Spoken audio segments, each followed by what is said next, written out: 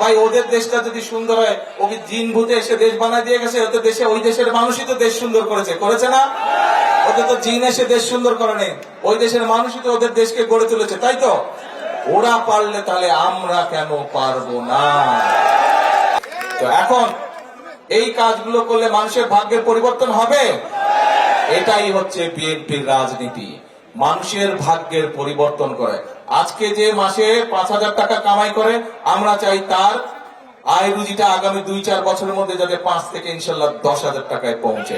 আজকে যে 2,000 টাকা ইনকাম করে, আমরা চাই এমন পলিসি নিতে, আমরা চাই এমন পদক্ষেপ নিতে যার মাধ্যমে তার ইনকামটা ডবল হবে। যদি 2,000 হয়, 4-5,000 আগামী কয়েক মাসে বা 2-4 বছরের মধ্যে যাতে তার ইনকামটা ডবল হয়। এটাই হচ্ছে আমাদের রাজনীতির লক্ষ্য, এটাই হচ্ছে শহীদ জিয়ার রাজনীতি, এটাই হচ্ছে খালেদা জিয়ার রাজনীতি, এবং এটাই হচ্ছে আপনাদের নির্বাচিত বিএনপি সরকারের রাজনীতি। প্রিয় ভাই বোনরা, সেজন্যই কিন্তু আমি একটা কথা সব সময় বলেছি, নির্বাচনের সময় একটি কথা বলেছি, যে এই যে দেশটা, বিকাশ পেমেন্টে 10,000 টাকার বেশি অফার, শপিং চলছে তো। এখানে অনেকেই আপনারা আছেন, আপনাদের হয়তো কেউ কেউ, আমি জানি না, আত্মীয় স্বজন নিশ্চয়ই আছে যারা বিদেশে আছে না? এখানে নিশ্চয়ই অনেকে আছেন আত্মীয় স্বজন বিদেশে আছে। কার কার আত্মীয় স্বজন বিদেশে? তুলেন তো, হাত তুলেন তো। এই যে অনেক মানুষের আত্মীয় স্বজন বিদেশে। আত্মীয় স্বজনের সাথে যখন কথা হয়, ওরা বলে না বিদেশের দেশগুলো অনেক সুন্দর? বলে, গল্প শুনুন না ওদের কাছে। তো ভাই ওদের দেশটা যদি সুন্দর হয়, ও কি জিন ভূতে এসে দেশ বানায় দিয়ে গেছে? ওদের দেশে, ওই দেশের মানুষই তো দেশ সুন্দর করেছে, করেছে না? ওদের তো জিন এসে দেশ সুন্দর করে নেই, ওই দেশের মানুষই তো ওদের দেশকে গড়ে তুলেছে, তাই তো?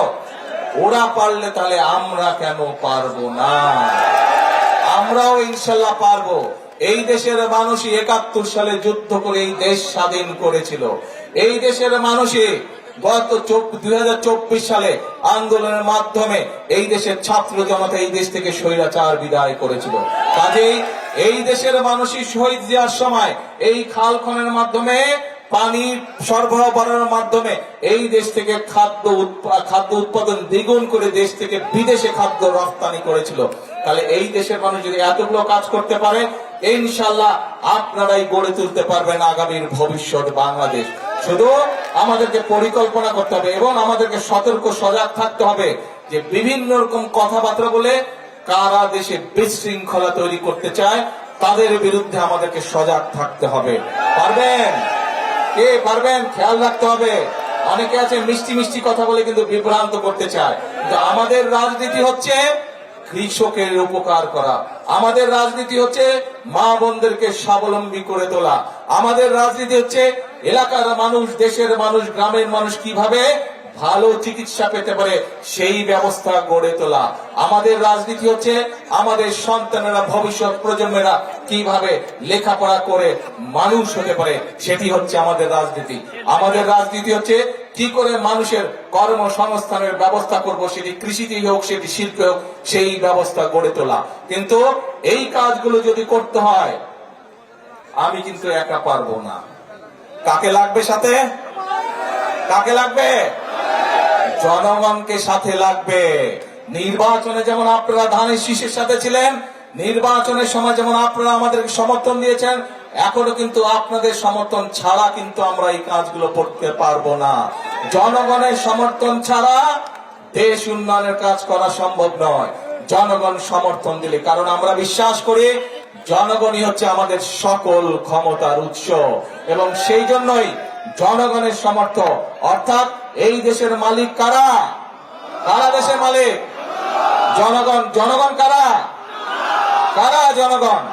হ্যাঁ, নিজেকে দেখা বলেন, আপনারা এই দেশের মালিক হচ্ছেন আপনারা।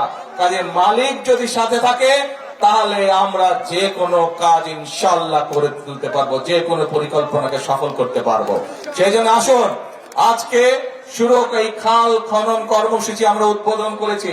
এই খাল খনন কর্মসূচির মাধ্যমে, এই খাল খনন কর্মসূচির মাধ্যমে আজকে দেশ গড়ার কর্মসূচির কাজ আমরা শুরু করলাম ইনশাআল্লাহ।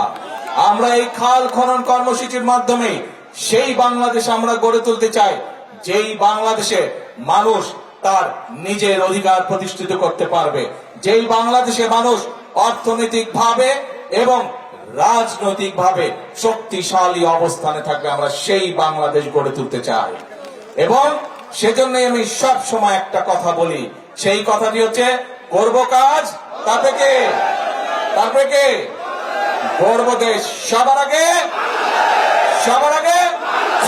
এই ভাই ওই যে দূরে যারা আছেন সবার আগে কে বাংলাদেশ। আসুন আমরা আমাদের সেই বাংলাদেশকে গড়ে তুলি। আজকে এই যে খাল কাটা কর্মসূচি, এটি হোক আমাদের প্রতিজ্ঞা, এটি হোক আমাদের শপথ।